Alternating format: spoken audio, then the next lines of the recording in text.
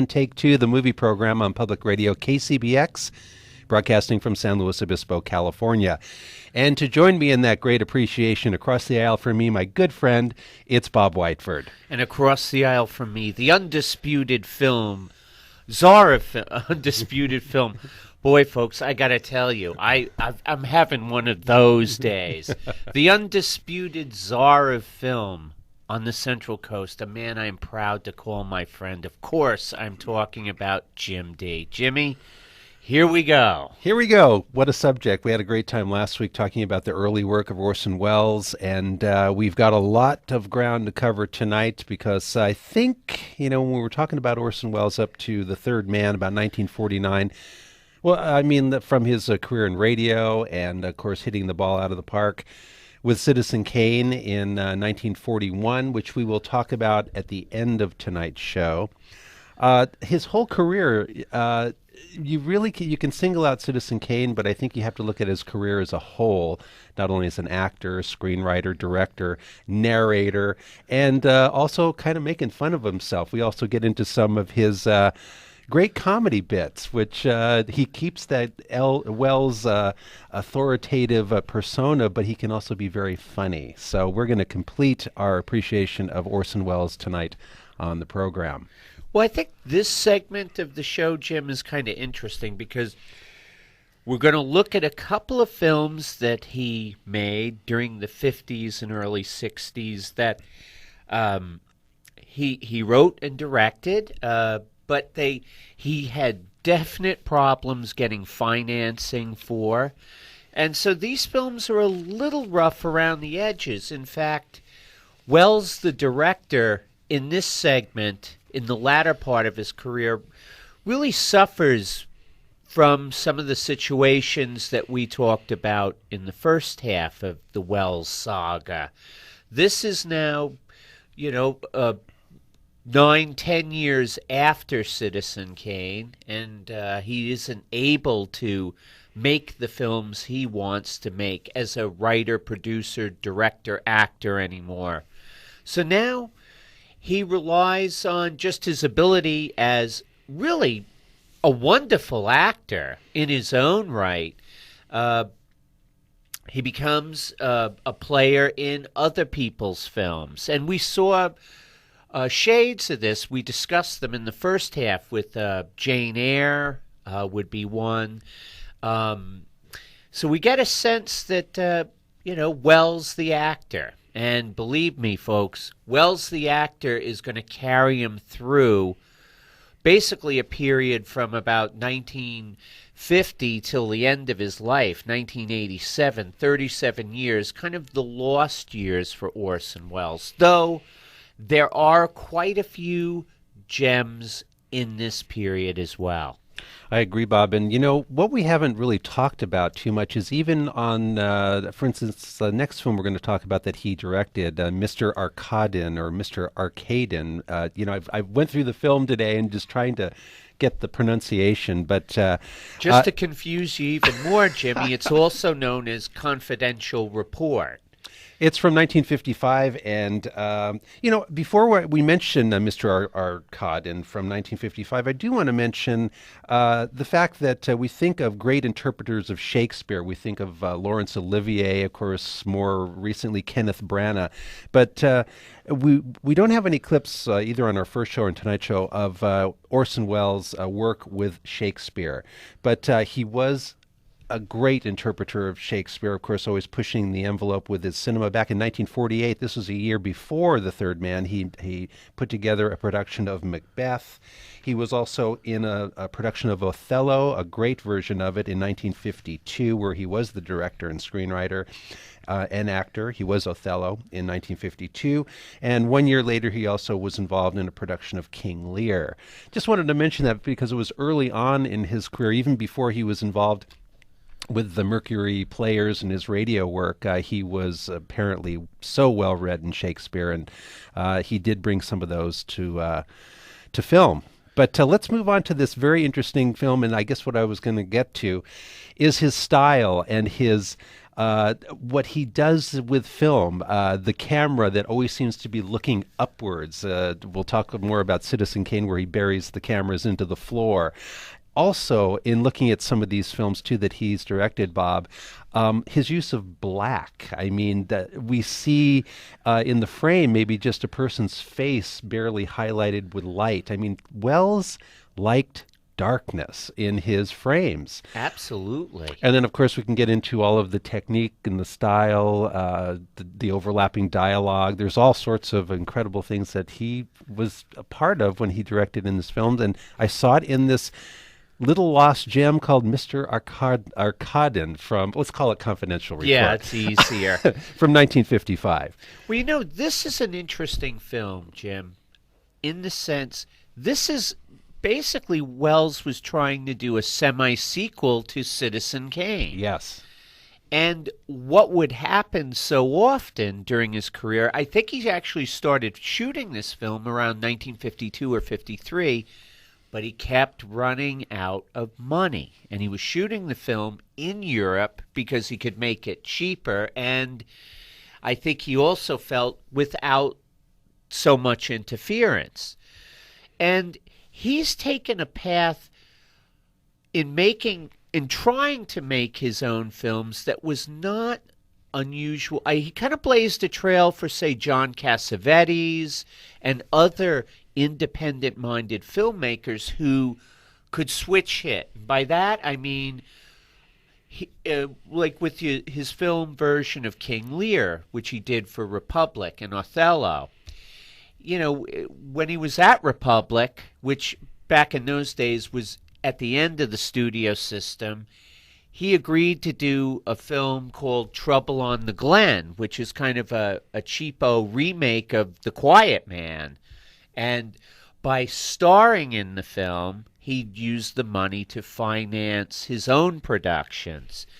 And with the confidential report, this was kind of the story behind the camera, so to speak. He would take money from films, other people's productions, like Prince of Foxes and whatnot that he had made during this time, and take the money and use that money to finance his film.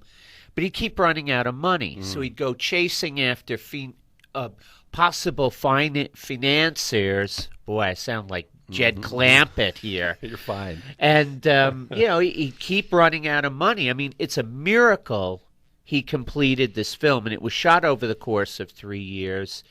It's choppy, uneven, but there's the undeniable sense of the Welles genius to this film. And, yes. And also, there's enough there to, you look at it and see what might have been. This might have been a really great film if he could have been left alone to make it.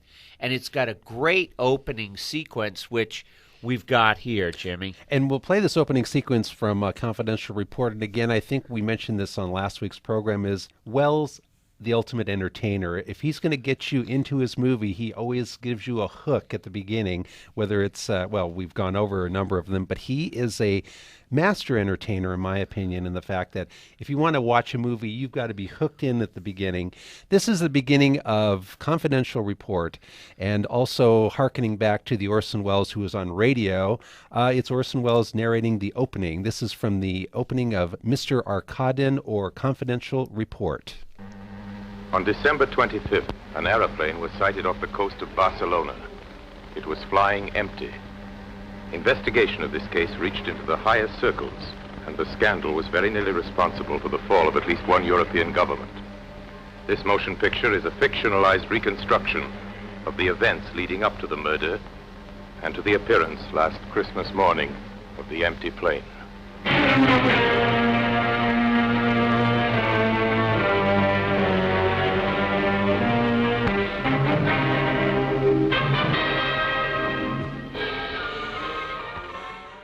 That is the opening scene of Mr. Arkadin, or Confidential Report. And, a pilotless plane, that's what you see on screen. And, what a hook. It's just like, you got to wonder what a pilotless plane is doing up there. And Orson Welles leads you into it and gets you right into Mr. Arkadin. Now, another thing about this film, Bob, and also referring to a number of Orson Welles sort of lost gems, it's really hard to find a good print of this, and I don't know if it's ever been restored, if it's ever come out on DVD. It has. It has. Okay, that's good, because noting some of the tapes that were available of this, boy, they just feel like they were... The tapes are all really bad. This film was in public domain for many years.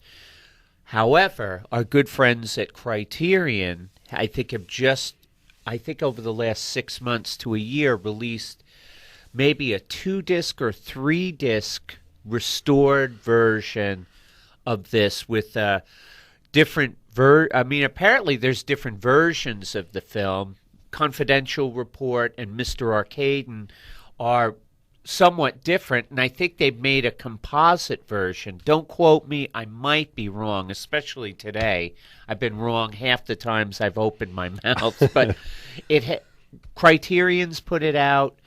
And it's definitely worth a look. Even a crappy video print of it is worth a look. I mean, this is a fascinating film. It's a failure, but it fails because, he had so many problems making it. But there's enough there to intrigue you. But, like you said, Bob, Criterion coming out with a good print of, or maybe perhaps a couple of prints of this film years later. And, of course, our next film, before we get to Touch of Evil, we should mention some more acting jobs by Orson Welles as we go through the 1950s. We just mentioned Confidential Report in 1955. He was involved in a production of Napoleon in 1955. We'll get into his travelogue program around the world with Orson Welles. He's the Huell Hauser of the 50s, I would say. We'll get into that a little bit later.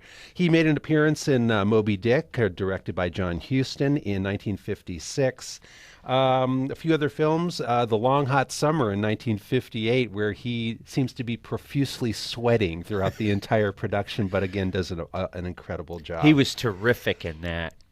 But and he made an appearance in The Vikings. Not an appearance, I'm sorry. He was the narrator of The Vikings, which I think I went to see about 5 times when I was a kid. Back Kirk in Douglas, Ernest Borgnine, Tony Curtis, and the lovely Janet Leigh. Narrated by Orson Welles. But we come to 1958 again, Welles in the director's chair. And just touching back on what I mentioned about some of these films not being fully realized or tampered with up until a short time ago. It was only about 10 years ago in the mid-90s where they put together the original cut that Orson Welles wanted of Touch of Evil, and of course featuring that amazing 3-minute, 4-minute opening, which has a great reputation in cinema. And one of the greatest Hispanic actors in a lead ever, Charlton Heston. Oh, boy. Well, what's interesting about this, Jim, I think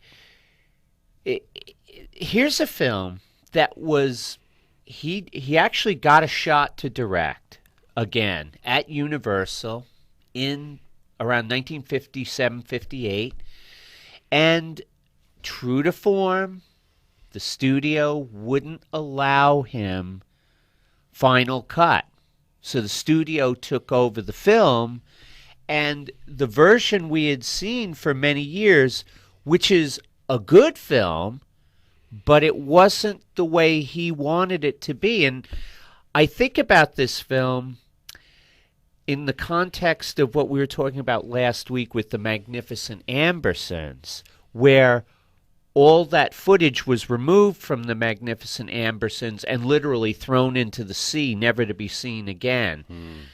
However, with Touch of Evil, we, meaning us, the film lovers of the world, were fortunate enough that the footage that was edited out of his original cut, along with his notes, was preserved. And at a time, I think it was around 1997 or so, they were actually able to re-edit the film and reinsert the footage the way he wanted it. This is the version he wanted to release. And I have to say, it went from a good film that was kind of an oddity to a great film. I mean, the opening shot in this film is of legend. There's the hook. Yep, he gets it. He nails it right off the bat. And by this, folks, what Jim and I are talking about is the opening sequence is filmed in real time. There's no editing.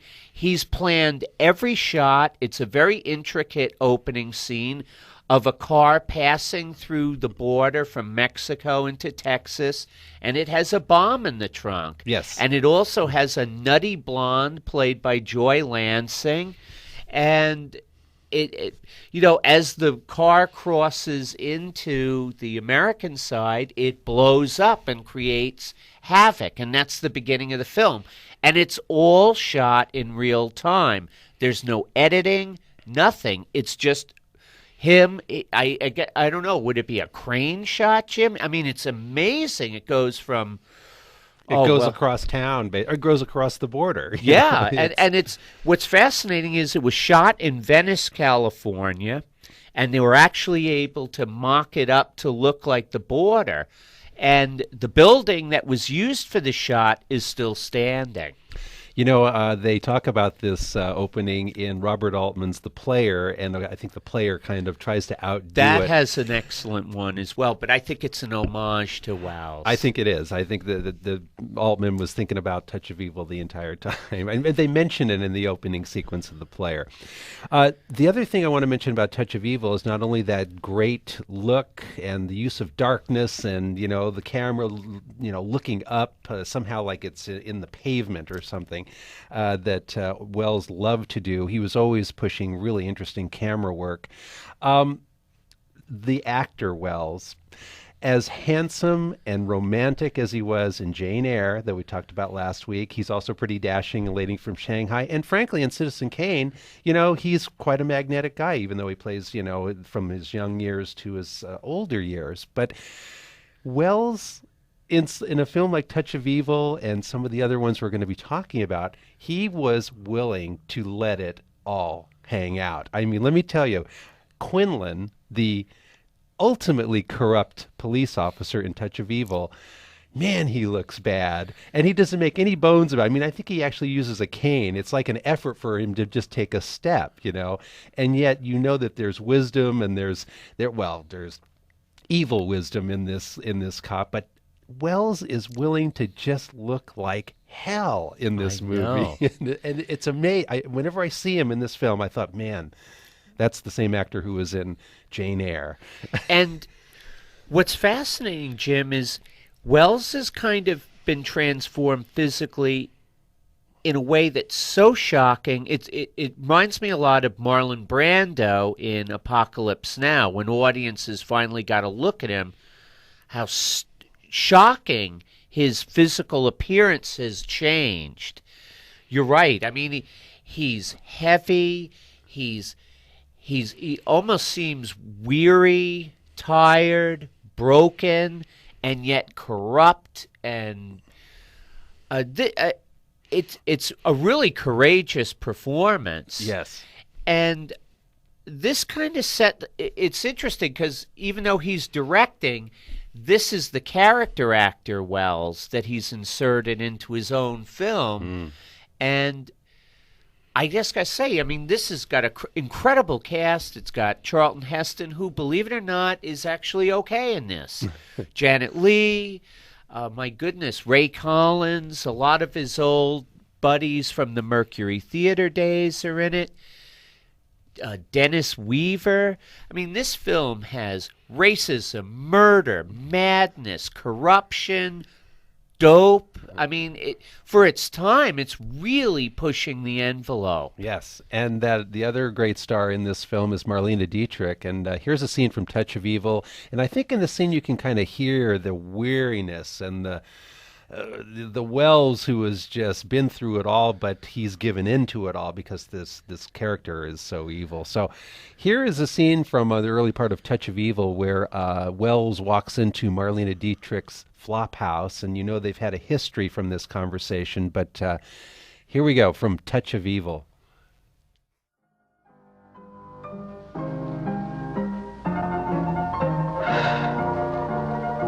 We're closed.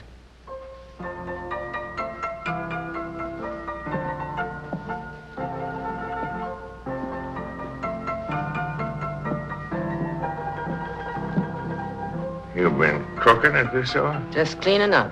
Oh. Have you forgotten your old friend? I told you we were closed. I'm Hank Quinlan. I didn't recognize you. You should lay off those candy bars. It's either the candy or the hooch. Must say, I wish it was your chili I was getting fat on. Anyway, you're sure looking good. You a mess, honey. Yeah. That being old sure brings back memories. The customers go for it. It's so old, it's new. You got the television, too. We run movies. What can I offer you?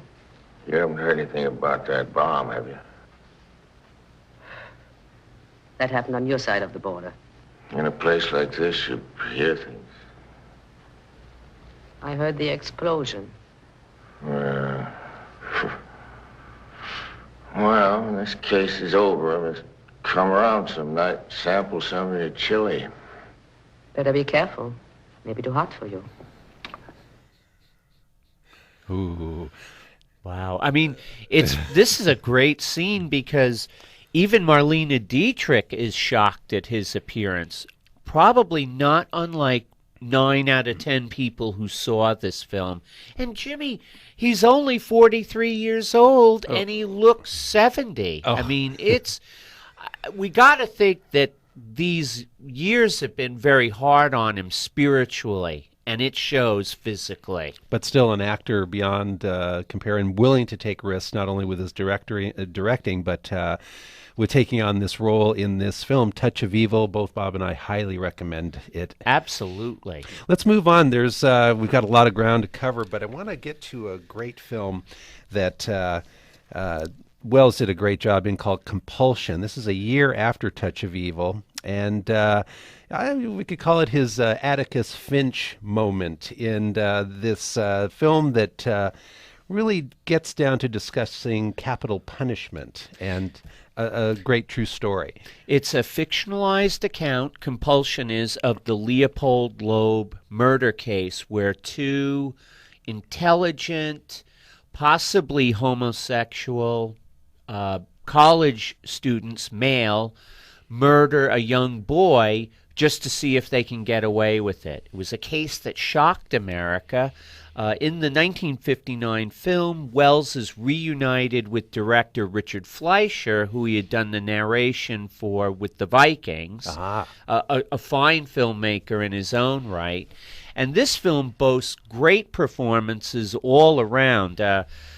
Dean Stockwell and Bradford Dillman as the murderers they're chilling in this. I mean, I mean, they don't really touch upon the homosexual aspects of it for reasons we discussed, I think, a couple of weeks ago, talking about the pre-code films. You just couldn't bring that into this. Mm-hmm. But they're absolutely amazing in this. There's also a nice performance by Martin Milner, who's a young reporter covering the case. And then there's E.G. Marshall as the prosecutor, a role he was born to play. Yeah, E.G. Marshall as a lawyer is kind of the face of justice. Yes. And then there's Orson Welles as the Clarence Darrow type attorney defending them, defending the indefensible. Yeah. And what a better choice than Orson Welles, because he only shows up, I think, maybe halfway through this movie. Yeah, but he gets top billing. There's the star power of Orson Welles, because he's first billed as the movie credits roll, but it isn't until halfway into the film that you see him, and he's kind of the disheveled, he's kind of, he seems kind disorganized. Of an eccentric, yeah. And the film goes from this intense and unnerving psychological portrait of these two really ruthless and messed up young men who commit this heinous crime to a really fascinating courtroom drama and an indictment of capital punishment. So there's almost like two great films in one with this, Jim. And this is Welles' the lost years as an actor in someone else's film, probably one of his most finest hours in cinema. Here's Orson Welles as a lawyer discussing capital punishment in the film Compulsion. If you hang these boys, it will mean that in this land of ours, a court of law could not help but bow down to public opinion. And as cruel a speech as he knew how to make, the state's attorney has told this court that we're pleading guilty because we're afraid to do anything else. Your Honor, that's true. So of course I'm afraid to submit this case to a jury where the responsibility must be divided by 12. No, Your Honor.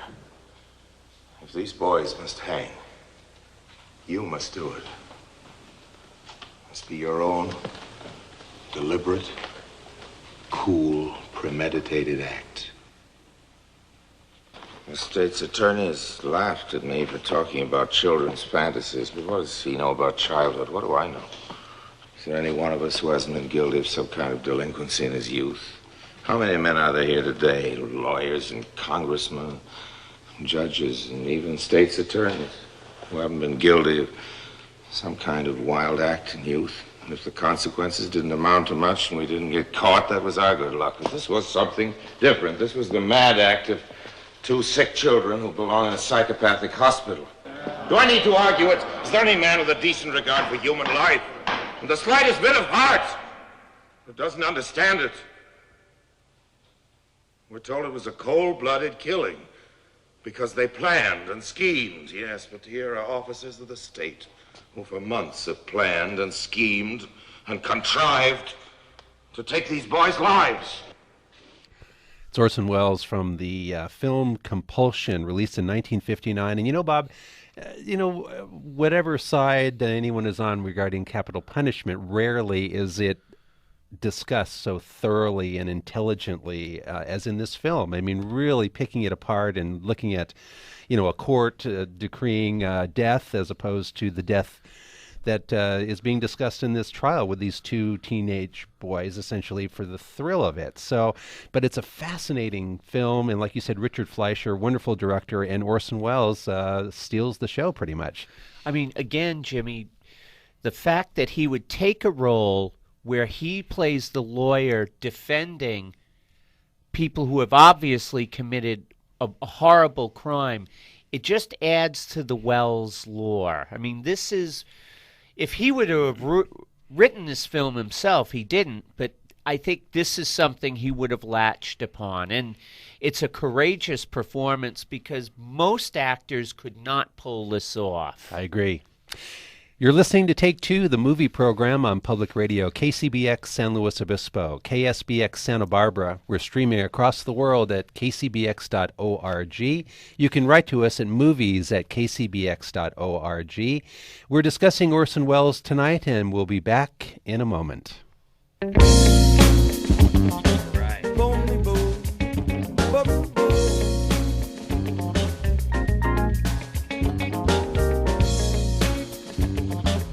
I wanna go to the movie show, me and my baby. Come on, let's go. On to the movie show. Let's go.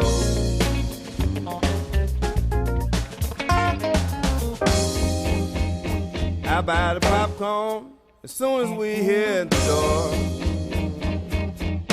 My two brothers Bill and Pons. Support for Take Two comes from American Flatbread, all-natural pizzas featuring freshly baked flatbed pizzas, salads, homemade desserts, and an extensive local beer and wine list. For more information, check them out on the web at foodremembers.com. Also, funds for Take Two, the movie program, have been provided in part by Phoenix Fine Catering, with 20 years' experience catering all types of special events throughout the Central Coast. For information, 544-4889 or online at phoenixfinecatering.com. Red River, color purple. I love the movies. Clark Gable, all the women out there, the Barrymores. Before the law, there stands a God. A man comes from the country begging admittance to the law. But the God cannot admit him. Can he hope to enter at a later time? That is possible, says the God. The man tries to peer through the entrance. He had been taught that the law should be accessible to every man. Do not attempt to enter without my permission, says the God. I am very powerful, yet I am the least of all the gods. From hall to hall, door after door, each god is more powerful than the last. By the guard's permission, the man sits down by the side of the door, and there he waits. For years, he waits. Everything he has, he gives away in the hope of bribing the god, who never fails to say to him, I take what you give me, only so that you will not feel that you have left something undone. Keeping his watch during the long years, the man has learned to know even the fleas in the god's fur collar. And growing childish in old age, he begs the very fleas to persuade the guard to change his mind and allow him to enter. His sight is dimmed, but in the darkness he perceives a radiance streaming immortally from the door of the law. And now, before he dies, all his experience condenses into one question, a question he has never asked. He beckons to the guard. Says the guard, "You are insatiable. What is it now?" Says the man, "Every man strives to attain the law. How is it then that in all these years no one else has ever come here seeking admittance?" His hearing has failed, so the guard yells into his ear, "No one else but you could ever have obtained admittance. No one else could enter this door. This door was intended only for you. And now, I am going to close it."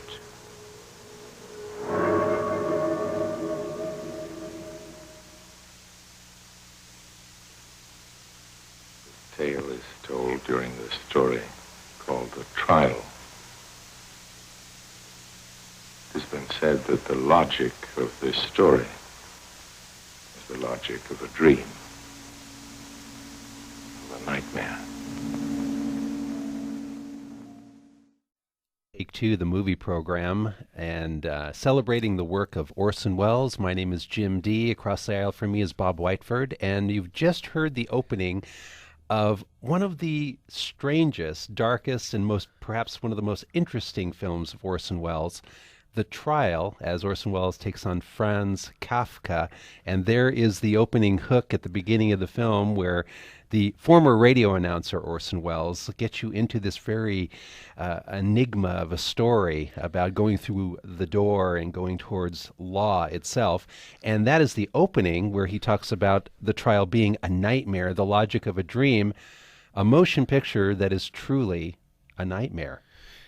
Wasn't it great hearing his voice, Jimmy? I mean, it's wow. I mean, what a fantastic voice. What I find interesting about this film, Jim, I got to harken back to what you said earlier about the use of darkness. This is visually, folks, a very dark film. And I think that enhances the nightmare quality that Welles is trying to portray.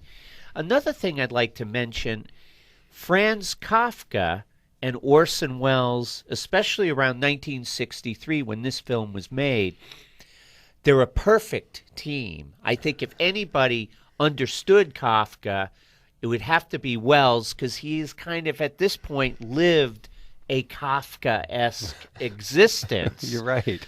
And this film also is augmented by the fact, and I think Welles was brilliant in his selection of Tito's Yugoslavia to shoot this film. Obviously, he did it for financial reasons. Again, the money problem. But the use of East Bloc architecture adds to the sense of impending dread that hovers over this film like a fog. And you have Anthony Perkins in perhaps one of his finest performances. The man is a walking nervous breakdown from beginning to tragic end, and he certainly embodies the man being persecuted for a crime he doesn't even understand. Yes. In a state that is absolutely all-encompassing, all-powerful, and has no forgiveness whatsoever. This is a peculiar, powerful film. We were just commenting, Jim, it reminded us a little bit of Eraserhead. Yes. In its oddness and its visual style. It's sparse, and the shadows, and I mean visually it's an interesting film. Folks, The Trial, probably a film only Orson Welles could have made. And that's from 1963. If you can seek it out again, here is a film of Wells's that was hard to find for a long time. If you find tapes, usually the prints are not so good. So, Bob, is it available on DVD yet? I believe it is now. Okay, good. But I often wonder about the quality of the prints. They're going to vary considerably. And isn't that part of the Kafkaesqueness of his life, and the fact that here are these amazing, great films that are always pushing the envelope, but good prints are hard to find, and oh my goodness. Yeah. Well, Seek Out the Trial, that is one of Wells's strangest films, and really one of his most amazing. I'm really intrigued by this film. And I think it plays well, like a lot of the films Wells has done down the years. I think it plays better to today's sensibilities than it did at the time it was released. I totally agree. Some of the other films involved, Wells was involved in, 1966, A Man for All Seasons, a little bit in Casino Royale, the original Casino Royale, Chimes at Midnight in 1967, where again he was a director and screenwriter. Let's get into, we're going to devote the latter part of the half hour to Citizen Kane. We're going to do the full circle here, but I want to get into a lighter side of Orson Welles, because a man of such stature who appears so huge in, not only because he was huge later on, and I don't mean that in a joking fashion, even in the earlier work where he just seems to be towering in these films, he had a lighter side, and he was able to maintain that very stoic, very learned persona that he had, but he could also be extremely funny. And I got to hand it to Wells, where he was almost parodying himself in some of these narrations that we're going to play for you. But we're going to go to a great film that, if you haven't seen it in a few years, just due to its star power, is Catch-22, where Wells is a general, but amidst this amazing array of stars. It was directed by Mike Nichols and very young Alan Arkin, and we can just go on and on about the stars, but of course when Wells shows up as the general in this wacky war film, he again steals the show. He's amazing in this film. The scene we're going to play for you, setting it up, it's Richard Benjamin trying to explain to his squadron, which consists of Alan Arkin, Art Garfunkel, Martin Sheen, very young Martin Sheen, etc., why they have to destroy this town that has no military value. And he's right in the middle of trying to explain it when Buck Henry, who's a big wheel in the squadron too, like the executive officer, enters with the general, portrayed by Orson Welles. This is from 1970, Catch-22. A lot of you may ask yourselves, how come we're out to destroy a town that has no industry, no enemy bases, no strategic value to anyone?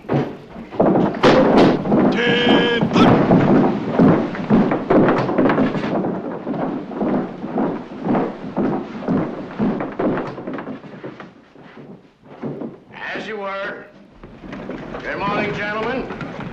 We're honored to have General Dreedle sitting in with us on today's briefing. I don't want the men to pay any attention to me. Just carry on as usual. Don't pay any attention to Dad. Just carry on. Will you clam up? Don't call me Dad. Go right ahead with your briefing, Major. Yes. Well, thank you, sir. I was just telling the men here that we... Don't tell me, tell them. Tell the men, Danby. Yes. I was just explaining why we're going to obliterate... What about a chair? Sir? A chair. I beg your pardon, General? A chair! Doesn't anyone, for God's sake, know what a chair is? Can't you see a lady is standing? A chair for Dad's... for the lady!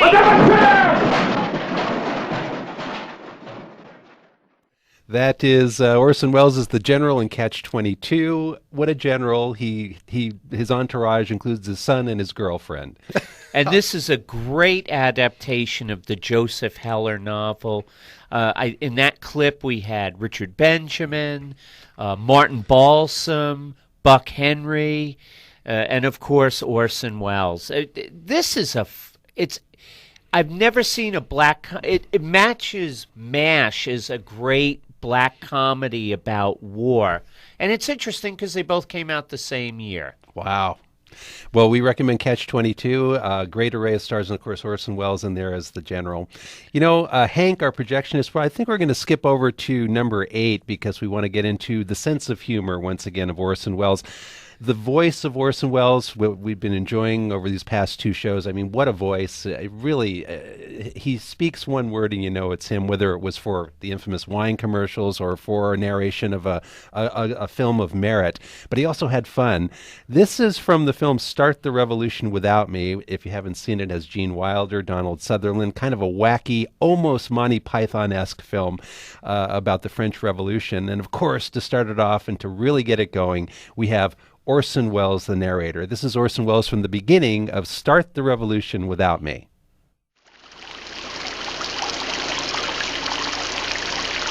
Hello. I'm Orson Welles. Lovely, isn't it? The summer palace of Louis XVI. You know, historians have recently discovered a previously unknown fact concerning this palace. An event which almost changed the entire history of Western Europe. Did you know that the entire French Revolution could have been avoided? It's true. No one knows what took place there. It's an event of such importance that men of integrity, and I may say of considerable resources, have made a film on the subject. It's a color film, which I am not in. And so begins Start the Revolution Without Me. Wells is in it later on. In fact, he gets shot later on, but that's neither here nor there. But boy, if you wanted to give your movie a little bit of oomph, give it a little bit of what am I looking for here? Well, it's a great opening to the film, and it really sets the table for what kind of a madcap farce we're about to view. Yes. Well, Bob and I have been talking about the great Orson Welles, and there's so much more to talk about, but we figured we would kind of do the full circle, much like Welles did in his first film, his first directorial effort, and the home run out of the park, Citizen Kane, that he directed and wrote and starred in when he was at the tender age of 25. And we have some clips from Citizen Kane, but we would like to talk about how daring the film was and the fact that the structure of the film was different. He was doing camera work that was unheard of. Again, the use of black, framing these amazing shots and the cameras on the floor looking up at the actors. Just a tour de force. And we're going to play you just a little clip here with Martin Scorsese commenting on the structure of Citizen Kane, which when you first started watching Citizen Kane back in 1941, it was different from the very beginning of the film. Here's a little bit of commentary from a narrator from a documentary on Citizen Kane, as well as Martin Scorsese talking about the structure of Citizen Kane. Up until that time, Hollywood movies had always followed a straight narrative story. In Citizen Kane, Welles did something radical. He started at the end. The most obvious convention that Welles broke in that film was the straight conventional narrative story. And I think that really is wonderful, because they begin at the end, they go back to the beginning, somehow in the middle, and then go back to the beginning again and wind up at the end somehow. And it's really quite extraordinary. In order to take you through all those time shifts, he had to employ a great deal of film techniques that in many cases were rarely used at the time. Have more commentary on Citizen Kane. We could have done these 2 shows, the 2 one-hour shows on Citizen Kane alone, just to looking at the invention, the lengths that he went to make this film. They've talked about the deep focus photography, where there's scenes that not only Greg Toland, who is the wonderful director of photography on this film, another great film that he did was Grapes of Wrath, another great use of dark and interesting tones. But what is fascinating about that deep focus photography is not only did they achieve it with the lenses, there were a few scenes where I believe where his wife tries to commit suicide at one point, and there's a scene where it looks like a glass and a spoon and some medication are right up next to the camera, and then you look into the scene, and the furthest back part of the frame is in complete focus.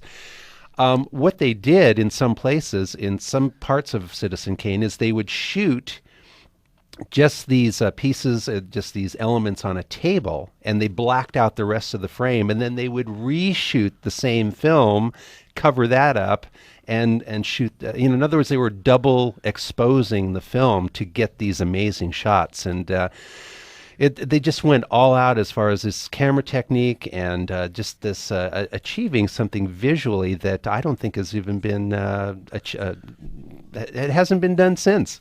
Well, Jim, I mean, I don't think most of us out there realize that the film was shot in 1941. I mean, the style of the film is so revolutionary, so far ahead of its time. It has the look and feel of a film that was done 5 years ago. Mm-hmm. And that's what I think makes Citizen Kane, in many ways, a standout film. It's got a freshness. I mean, the film is 66 years old, but it's fresh, and its look to it is just, it's compelling, it's fascinating, and I mean, I don't know. I guess it's a film that's been emulated a lot in its visual style, because it's certainly set the tone for cinema ever since. I mean, it's a revolutionary film. It would probably be one of the most influential and important films ever made, if for no other reason than even just the visual style has definitely altered cinema. And we could get into all of the so-called censorship that was surrounding Citizen Kane. There was all the rumblings about it being this biography of William Randolph Hearst and so on and so forth. And I think people were missing the point of the fact that this was a great film, of course, very personal at its time. But there was the offer by Hearst to buy the film and destroy all the prints. It had quite a legacy before it even showed, and then RKO was holding up the premiere, and Wells had to threaten a lawsuit against RKO to get it released. But within the film itself, there is so much going on. There's so much political savvy. There's so much about the newspaper business and media. There's another reason why it's as fresh as can be. I mean, here is a newspaper publisher who is creating wars or creating, moving public opinion, manipulating, and Charles Foster Kane was the master at that. Well, Jim, there's a little scene in this film where there was a series of newsreels chronicling the life of Charles Foster Kane. At the beginning. And it showed him shaking hands with Hitler and Mussolini. And, I mean, it looks like Wells, as Charles Foster Kane, is actually hanging with these guys, shaking hands with them. And it seems to me it's a film technique that Woody Allen would use many years later and make a whole film around called Zelig. Yes, Robert Wise, who edited it, said they took, for that newsreel part of Citizen Kane near the end, they were dragging sand across the film stock and so on and so forth to make it look like an old newsreel. It's brilliant. Brilliant. Absolutely brilliant. Here's a scene from Citizen Kane, and this, in a very short amount of time, within about 2 minutes, we can hear the deterioration of the marriage of Charles Foster Kane. And in this sequence of conversations with Ruth Warwick, I believe is her name, who plays the first wife of Kane in the film, very slowly but surely, he's madly in love with her, but through this wonderful editing technique, in a very short amount of time, they are growing further and further apart. This is Orson Welles and Ruth Warwick in Citizen Kane and the disintegration of their marriage within a few minutes.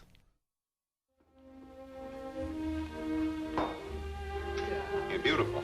Oh, I can't. Yes, you are. You're very, very beautiful. I've never been to 6 parties one night Extremely in my beautiful. whole life. I've never even been up this late. It's a matter of habit. I wonder what the servants will think. They'll think we enjoyed ourselves. Yes. Didn't we? I don't see why you have to go straight out to the newspaper. You never should have married a newspaper man. They're worse than sailors. I absolutely adore you. Oh, Charles, even newspaper men have to sleep. I'll call Mr. Bernstein, have him put off my appointments until noon. What time is it? Oh, I don't know. It's late. It's early. Do you know how long you kept me waiting last night while you went to the newspaper for 10 minutes? What do you do on a newspaper in the middle of the night? Emily, my dear, your only correspondent is the Inquirer. Sometimes I think I'd prefer a rival of flesh and blood. Oh, Emily, I don't spend that much time on the newspaper. It isn't just the time. It's what you print. Attacking the president. You mean Uncle John? I mean the president of the United States. He's still Uncle John. He's still a well-meaning fathead who's letting a pack of high-pressure crooks run his administration. This whole oil scandal. He happens to be the president, Charles, not you. That's a mistake that will be corrected one of these days. You, Mr. Bernstein, sent Junior the most incredible atrocity yesterday, Charles. I simply can't have it in the nursery. Mr. Bernstein is apt to pay a visit to the nursery now and then. Does he have to? Yes. Really, Charles? People will think... What I tell them to think. That's a scene, actually a group of scenes from Citizen Kane. You couldn't perhaps detect it, but there were probably about 5 different scenes there where Kane and his wife are getting further and further apart at the dinner table, and the conversation getting harsher, from him being madly in love with her to it being, not a great marriage. This is fascinating, Jim, because this is the first time I can think of in cinema where where a filmmaker will actually go through and show the deterioration of a love affair. Yeah, where it goes through the phases of death as it dies off. And this was a revolution within the revolution, so to speak. Yeah, boy, we could go on and on about Citizen Kane, and we've been celebrating the life and career and great work of Orson Welles. But if you haven't seen it in a while, it's interesting about Citizen Kane. When it first came out, it was not well received. It was okay in the larger cities, but as soon as it got out into regular, rural America, it just kind of died. And we have to also kind of get into the mindset of here was this classic film that wasn't getting seen. It wasn't seen for probably years. I don't remember it playing on television that much when television came around 10 years or 9 years later. So here is this film that's been voted one of the top 10 films on lists, for forever. But it was sort of languishing. No one was seeing it after its initial release. I think it was re-released in the 1950s. To theaters, but pretty much unseen until we get into the video market in the 80s, and there we can see this amazing film that was generally unseen for many years, but considered one of the best films of all time. That's a great point, Jimmy. I think that the home video market actually resurrected Citizen Kane and brought it to a new audience of people. Starting in the 1980s. And I believe, I don't think they planned it this way. I think it was just whoever controlled it, finally their grip was loosened, that the film plays much better in a more contemporary era than it did when it was made. Ahead of his time. Way ahead of his time. Want to thank Hank, our projectionist, tonight on Take Two, and we certainly hope you've enjoyed as much as we have enjoyed celebrating and going over the life and work of Orson Welles. We've left out a lot of spots, lots of films, lots of work that he's done. So take some time, look into his filmography, and treat yourself to some Orson Welles. In fact, that we've been diving in the last couple of weeks, it's been a real treat. Absolutely. So I want to thank everyone for listening to Take Two. Hope you enjoyed our overview of Orson Welles. Check him out. Take care, everybody, and we'll catch you next week here on Take Two.